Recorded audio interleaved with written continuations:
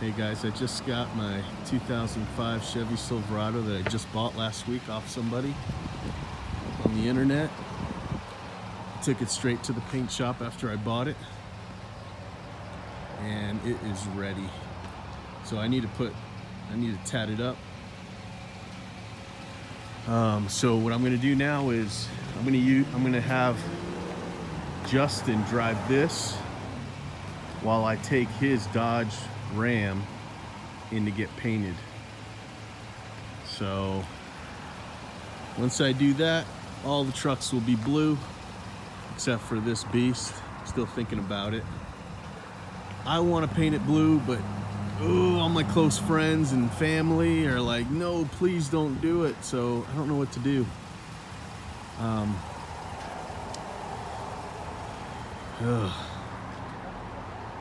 don't know what to do. It looks so beautiful, but it needs to be, people need to know it's lawn thumbs when I'm pulling down the street. Anyway, this is the truck we're talking about right now. 2005 Chevy Silverado, 160,000 miles. I got this for a steal. Guys, guess how much I bought this for? Guess. I'll give you a few minutes. A few seconds, actually. I paid $2,500 for this thing. It was a damn steal. I'm so happy. She's ready to work too.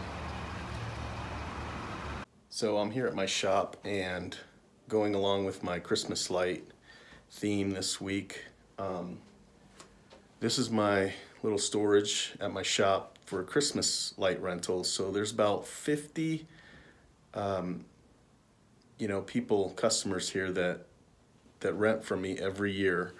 And renting is a really good option because it gets the people that don't really want to spend a lot of money, or that get a quote from somebody else and then they look at yours and you can rent them for about more than half the cost of buying lights. It's a good option. A lot of people go for that. So the average cost on a normal typical house runs about $250 to $350. So, you times that by 50, you got a nice little chunk of change coming at you every year, and it grows every year because you start getting more customers and your inventory gets bigger and bigger, and the customers that move or that don't want the lights anymore, you can just turn around and use those same lights and rent them again to somebody else. So renting, again, it's with those three prices. There's the easy install price, the medium one that's kind of a little bit tougher. Maybe you need two people to help you hold a ladder here or there. And then there's the really difficult that are really high and dangerous. So you level those three prices out too, and then you just rent them. So, and that's a good option. So I would consider doing that, but you really make more money when you sell them to a customer. So let's say that you measure a property of, let's say, $100, okay? And it's a difficult one, okay? So difficult for me is about $5 a foot. So that would be $500 to install 100 feet of lights. They pay you $500. Now that does include installation and takedown. Now a lot of people, when they buy the lights from you, not rent, but when they buy from you, a lot of them just want you to keep them up. They don't even want you to take them down, especially those difficult ones, the $5 ones. And that's my price. If you want to charge more, good, go for it. I'm fine with $5 a foot. So a lot of times the customer says, I'm going to buy them, leave them up, because nowadays they have the strands, the wires, have come a long way. So they're thinner. A lot of times they match the paneling a lot better if you pick the right color. And so a lot of times you don't even notice them up throughout the year. So a lot of customers will just say, keep them up. So that makes things a lot easier. You just sell them the lights, you hang them up, and it's still $5. When a customer says, will you give me a discount if I just leave them up? I say, I'm sorry, no, it's just our policy. That way, in case you change your mind or something, there's no more negotiating. It's just a done deal. So I would definitely try to push selling. But because look, think about this. So you just put 100 feet of light for $5 a foot. That's $500. Or you can rent them for, I think my rental difficult price is about $350. So let's say you make $350 to rent, or $500 to put them up, or to keep them up, to sell them. You made more money, and a lot of times, 9 out of 10 times, most likely, they're going to have you rehang the lights again. So overall, you make more money. Now, 100 feet is not long at all. So the difference between 500 and 350, it does make more sense to rent them, because next year, if you rehang them again, you've made more than the $500. But I'm telling you, most of the time, the customer is going to have you rehang them anyway. So you're going to make $150 more that first year, plus you're going to be able to make whatever it is you charge the next year again. So again, you're most likely 9 out of 10 times you're going to make more money if you sell them. But I will tell you, it's an easier sell to rent them. Okay, when they look at an estimate and they see $500 or $350, and they're going to think about it and go, you know what? We're not going to use these lights after they're taken down. So it probably makes more sense to do the $350. So it's a win-win for both people, really, when you're renting. And so anyway, that's my thing about renting, and as opposed to, well, purchasing and renting. If you have any questions, let me know. See if I can help you. Again, I'm on this little Christmas light theme right now. There's still a lot more to do. I'm going to show you some lights and supplies once they come in. Like the supply stores don't even have them yet where I get my lights, but I'm actually considering another distributor this year. There's this guy who's been reaching out to me, and I kind of like that, because, you know, I feel like if I have any questions or concerns, or if I need another, you know, case of lights or strands or whatever, I feel like he would take a little more, he would get it to me a little faster than the supply store that everybody goes to around here. Anyway, and the other place that I normally get my lights from, you know, they're the same suppliers that install like Disney World, Disneyland, and they're not allowed to you know, market that or advertise that as part of their deal. But so they're really good commercial quality lights. They're obviously high quality if Disney rents from or gets their lights hung by them. So anyway, wonder if there's anything else about rental. So again, there's the 3 tiers of pricing. There's the easy, moderate, and super hard. Now, I know some people that only do flat $5, whether it's easy, hard, or flat $6, whether $7 if it's easy or hard. I know some people like that. I know of one guy in particular who's like, you know, probably the most well-known Christmas light dude, and I heard his prices are like $8 a foot. But he does some massive projects that not a lot of people have experience doing. And that's another thing. Once you start doing those bigger corporate buildings, those bigger fields, those bigger orchard type jobs where you're lighting up kind of like an amusement park type thing, you start to build a reputation with all the corporate businesses, and you can raise your prices when you're doing that, because it's a more specific, harder quality, and your quality needs to be just amazing too. So there's different levels. Once you start out, you just start out hanging, doing roof lines, and then you start getting into trees and bushes. I'm going to start doing bushes and trees this year. And that's something I haven't done, but I'm going to have a bunch of guys that I got to keep busy in November. Now, I feel like I'm going to be really busy with gardens, because that's garden cleanup season right there. Plus, we're doing a lot of aeration and overseeding right now.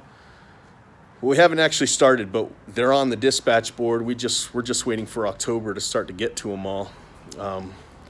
So anyway, I'm pushing lights right now because I know that I want to get ahead of it. I'm putting door hangers on doors because people are going to start thinking about it, and I don't want to be late. I want to be the first one people get to. I want to try and see. That's another thing this year. Now I gave you an example of like 100-foot roof line. That's really small. That's like rare. So like if I were to say, imagine I were to say 200-foot house at $5 a foot, that's $1,000. And if you did a $3.50, that would be $700 as opposed to $1,000. You see, the price actually makes more sense when you're selling them when the houses get bigger. Okay, when they're really small, the difference is not very much. I've actually done a house that was about 50 feet. I'm not telling you, I'm not kidding you. It was easy. So I gave them an easy price. It was literally like $60. And not only that, they had a gift card that I handed out earlier that year, and they used it and got like half off. And I didn't want to like say anything. I'm just like, you know what? I just did it, and it's all good. And she rented. So that first year, I literally maybe paid for the light bulb. So actually, the smaller the house, the chances of your profit margin decreases. It's crazy. So the bigger the house, the bigger the profit margin with Christmas lights. That's probably the case with most things, but it's more so with Christmas lights. So keep that in mind too. I wouldn't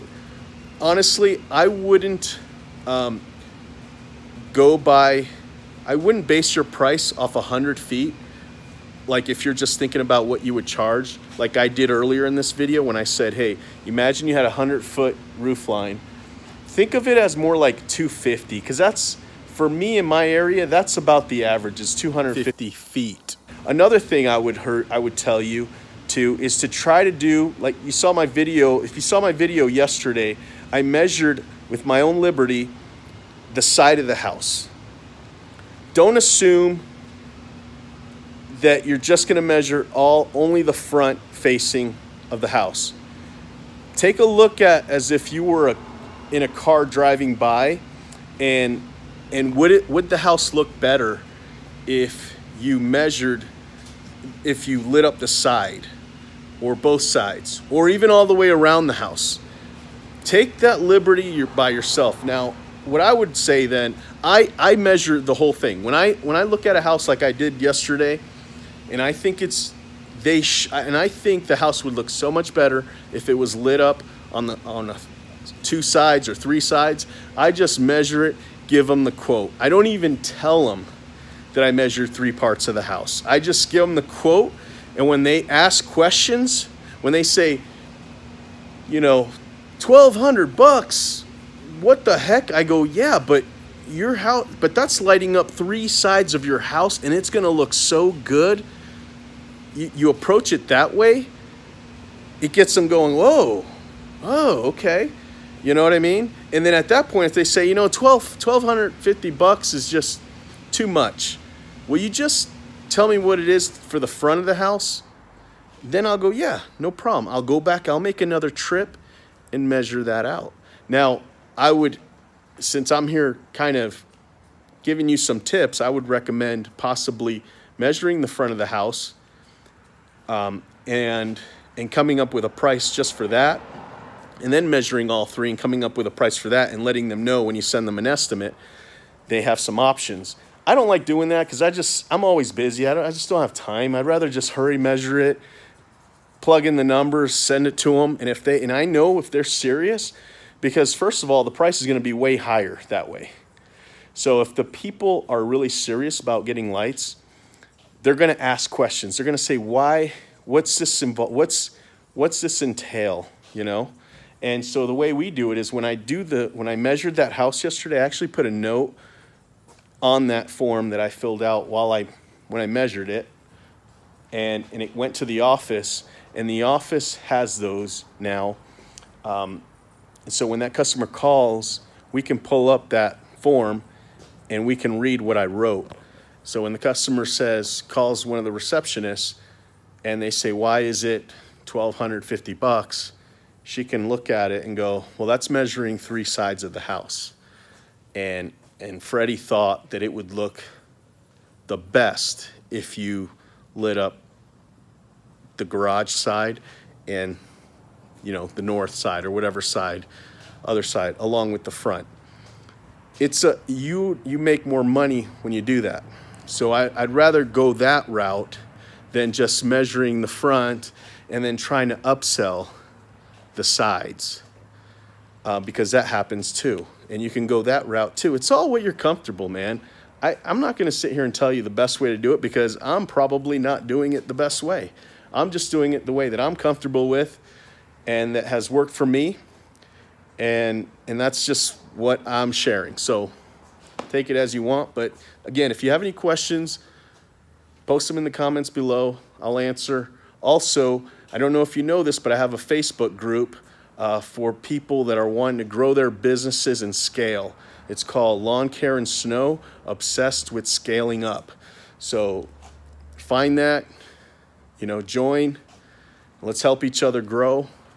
Because I know everybody here wants to grow, so let's just help each other. All right, man. Talk to you later.